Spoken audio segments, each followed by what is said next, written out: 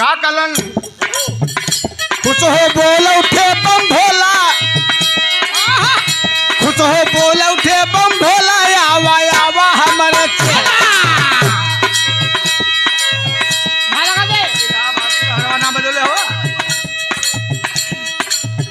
खुश हो बोल उठे बम भोला, आवा आवा हमारे चेला। अल्ले लाल करी बेटा चल गई भवाना।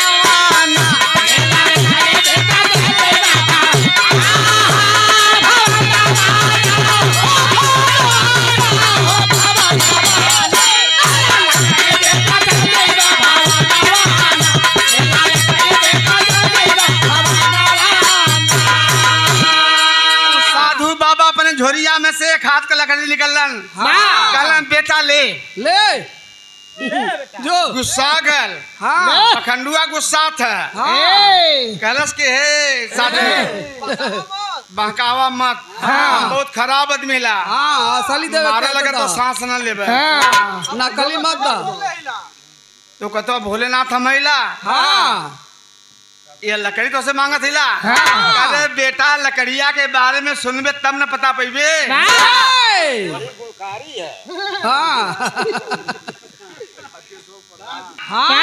ये लकड़ी हमार गुणकारी लकड़ी है। सुन देबा पहली बेछुआई, देबा पहली बेछुआई भाई जाई तो धना। एक लकड़ी मरबे रे बेटा भाई धना जाई। ना इनका बाँ बंद कर दे, जो बाँ बंद कर दे। देबा पहली बेछुआई भाई जाई तो धनाई, हलबलाई दूसरी बेरी पर धनवाद।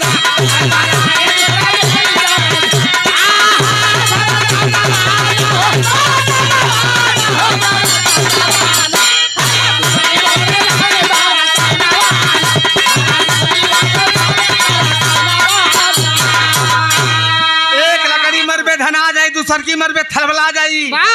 तीसर की मरबे बेटा तो सुन पड़वा चाहे पड़िया बिया जाई। और देखें लकड़ी तीसर बेर छुई बाप, लकड़ी तीसर बेर छुई बाप पड़वा चाहे पड़िया पैदा। लकड़ी तीसर बेर छुई बाप पड़वा चाहे पड़िया पैदा। अखैबा प्रेम से दुधवा कढ़ाया बिहाना।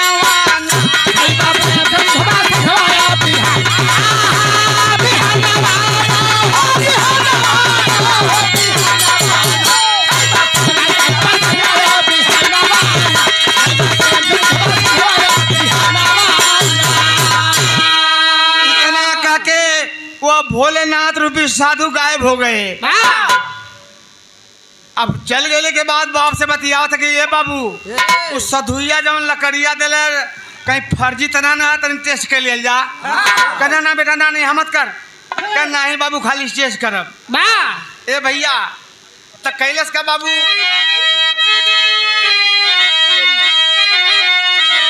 अरे देहला छुआए हो दा अरे भाई हम बाबा का लकड़ी। अरे माने बात ने कहूँ कैल के देला लकड़ी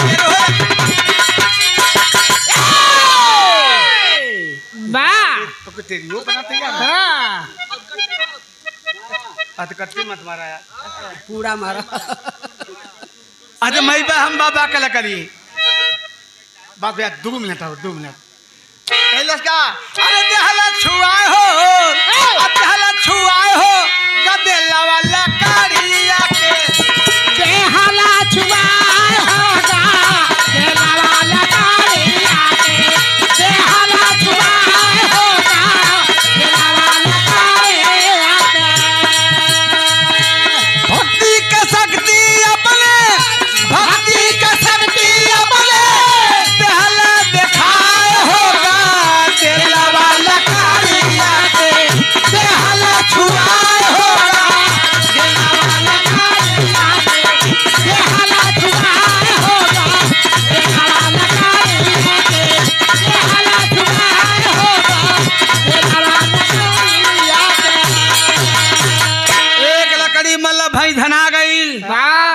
तब ले दूसर की वो मार दहलस। दूसर की मला तो थलबला गई, यानी थन में दूध उतर गया। देखा था रे बाबू, देखा दूध उतर गया, दूध उतर गया। कल बस बेटा बेकर आगे बढ़िए मत। कलश की ना बाबू, जब ले पड़वा चाहे पड़िया देखना ले तब ले संतोष ना हो। तब ले तीसर को मार दहलस। आज जब तीसर का मल्ल तो भैंस पड़वा गिरा दहलस। आज जब पड़वा गिरा दहलस तो लोग के घर लेके घरे पहुंचलन।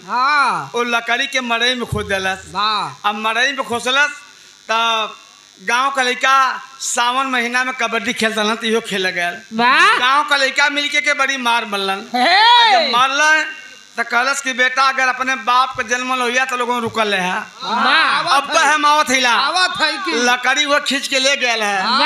अब जे मल्ले सबके दू लकड़ी मल्लस। एक लकड़ी मारे तो धना जान, दूसर की मारे थलबला जान।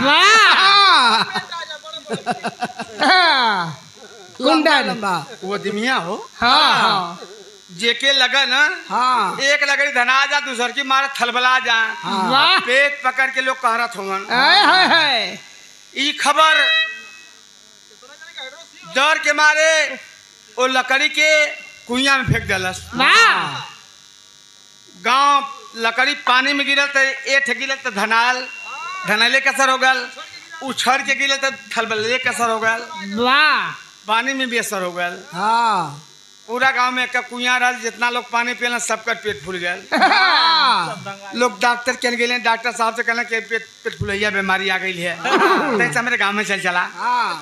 कहाँ घबरा मत भाई, हम चलब नारी पकड़ब, रोग पकड़ब, एक एक नशा मारब, सबका पेट पटक जाई। पहले डॉक्टर साहब नारी टोल कल मैं रोग तो पकड़ लिया हूँ, लेकिन एक एक इंजेक्शन लगाऊंगा सबका पेट पचक जाएगा, लेकिन पहले हमको प्यास लगी है, पानी पिलाइए। वही कुइया का पानी डॉक्टर साहब के बड़की गिलास से गिला देना। डॉक्टर साहब गट गट गट गट गट पियलन, पेट खट खट खट खट निकला था। डॉक्टरों साहब लोटल हुआ। तब अपने बाबू से कहलस कि बाबू वो जो सधुइया वाली लकड़िया पनिया में फेंकले कुइया में असर कर गल है।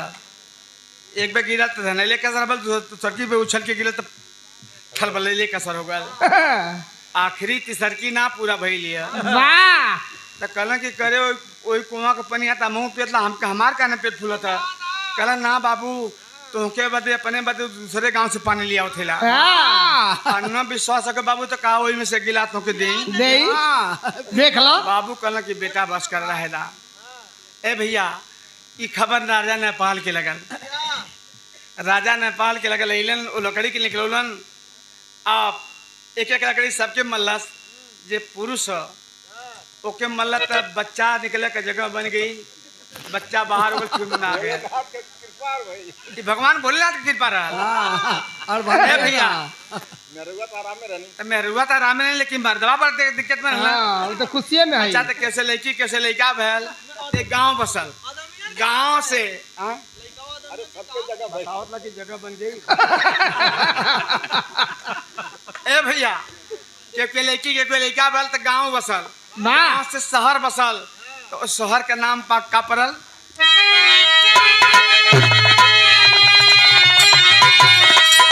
अरे सतता से भरल कहानी बन गई।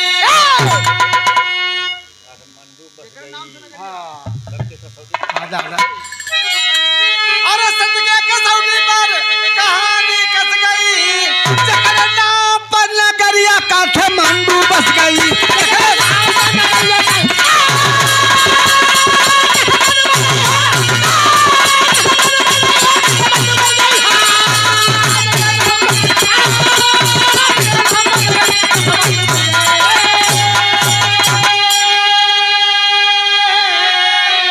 लकड़ी काट के रहल, उसका नाम पखंडू रहल।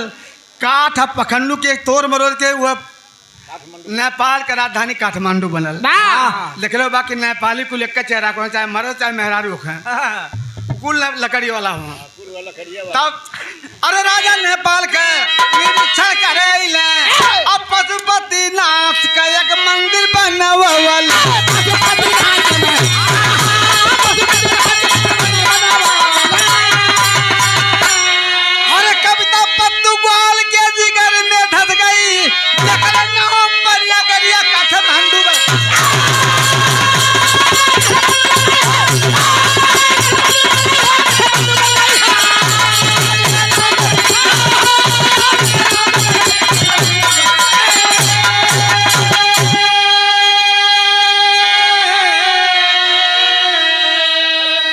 दिनेश भैया इनका नंबर है ना